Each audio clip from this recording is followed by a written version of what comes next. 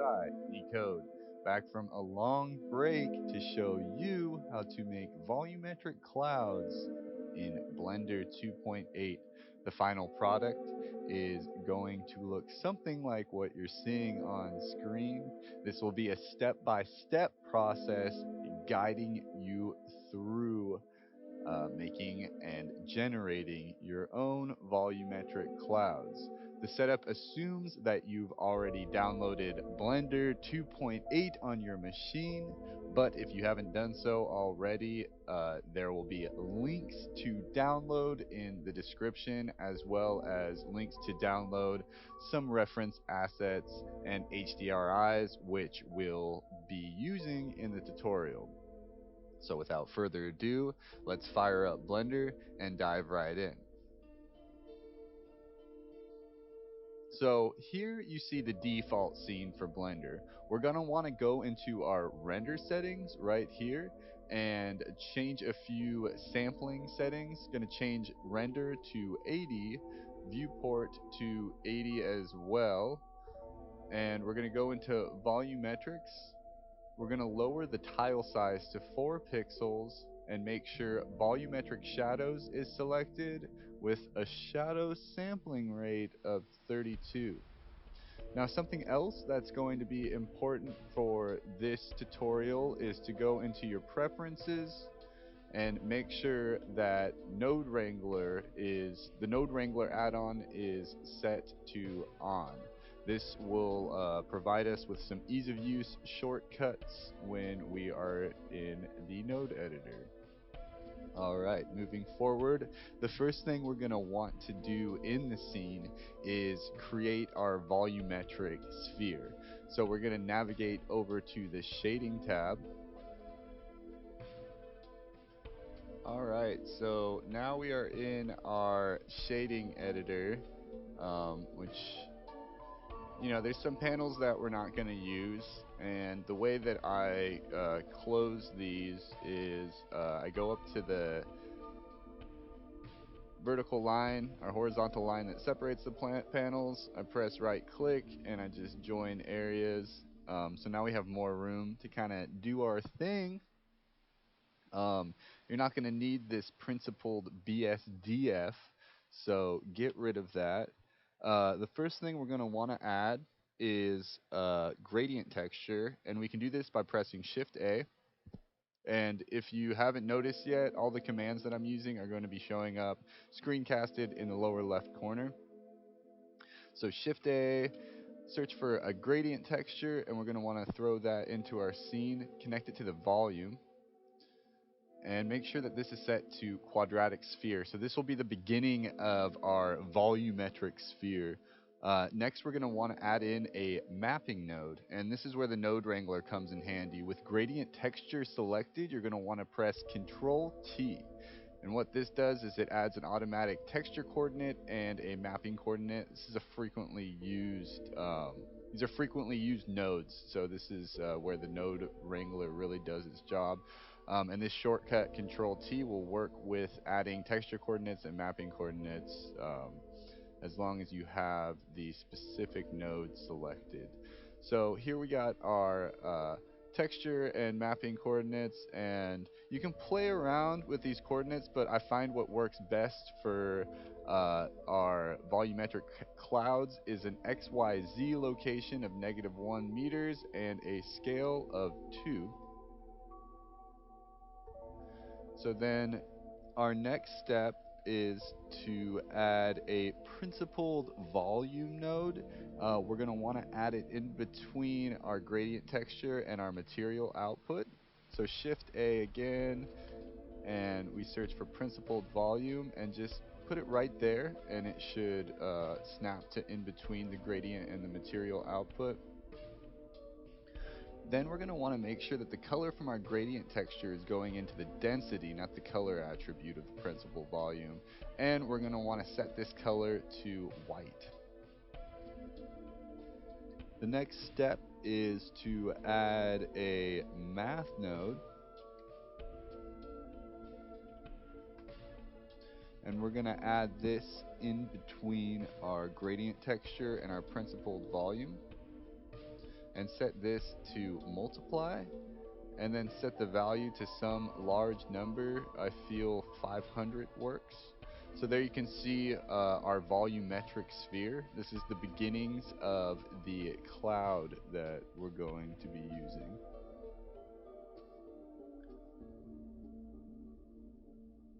All right.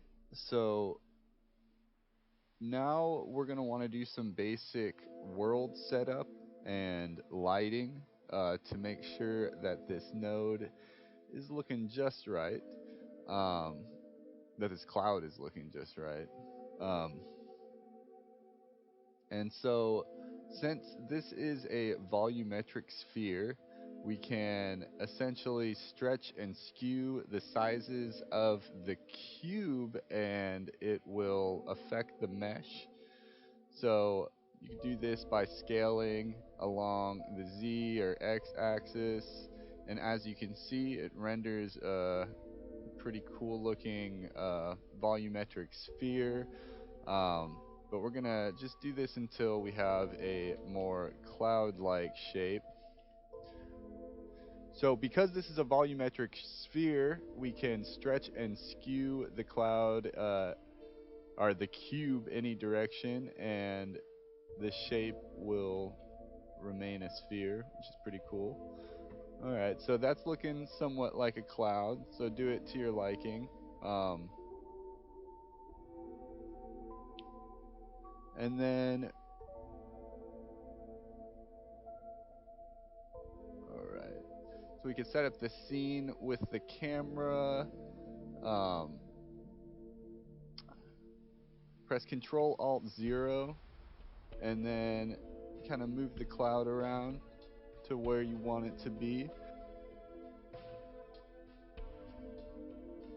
Next, we're going to set up a simple 2-point lighting setup with area lights.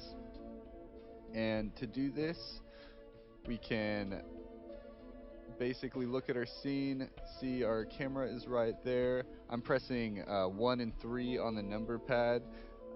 And to add the area lights, you can press Shift A again, go to Light, Area. We're going to want to delete the light that came in the default scene.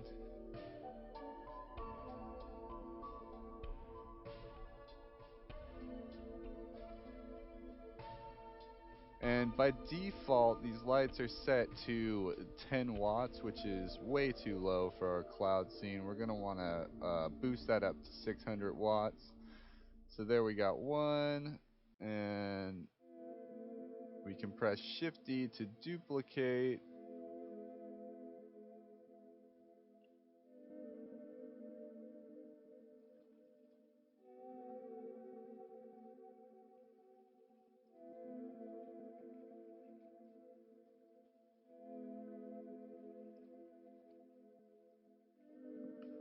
Alright, so there we got our cube, our volumetric sphere, we got our lighting set up.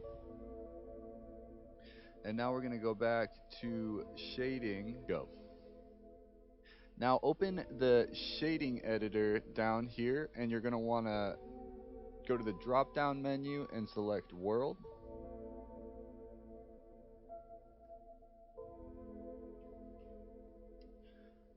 And now with background selected, you're going to want to press Control T. Navigate to our HDR file, which should be included in the show notes in the reference files.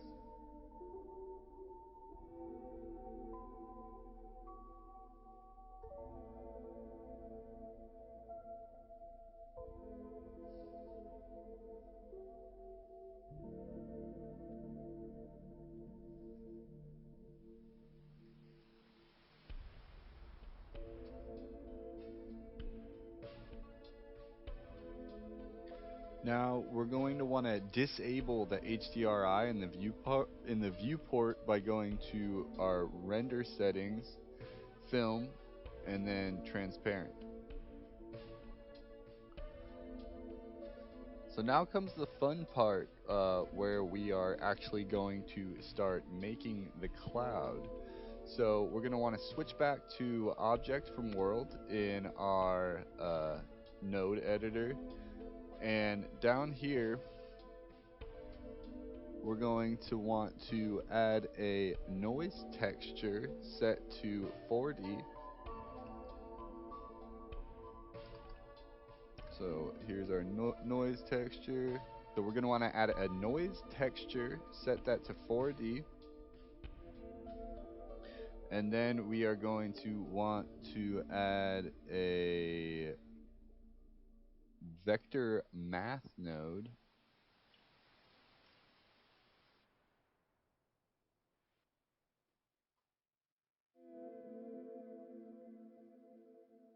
Bink.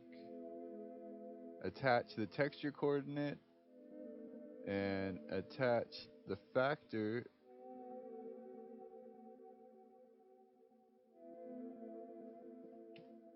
And then when we go to rendered settings, we can see that basically looks like a cloud already. Now you can play around with some of these settings,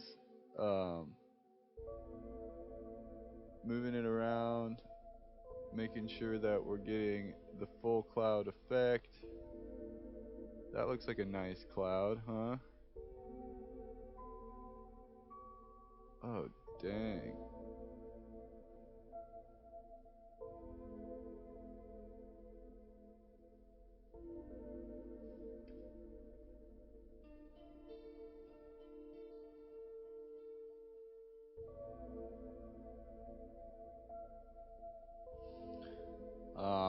There's a couple other things you can do to kind of polish this cloud.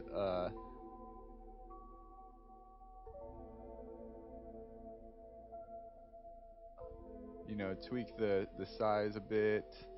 Add a color ramp to control offset between the gradient and multiply nodes.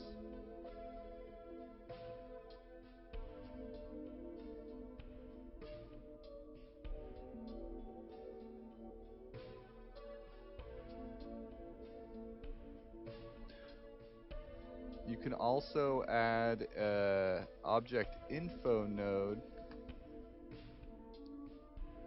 and randomize this W parameter on the noise texture so that if you, for instance, copy this cloud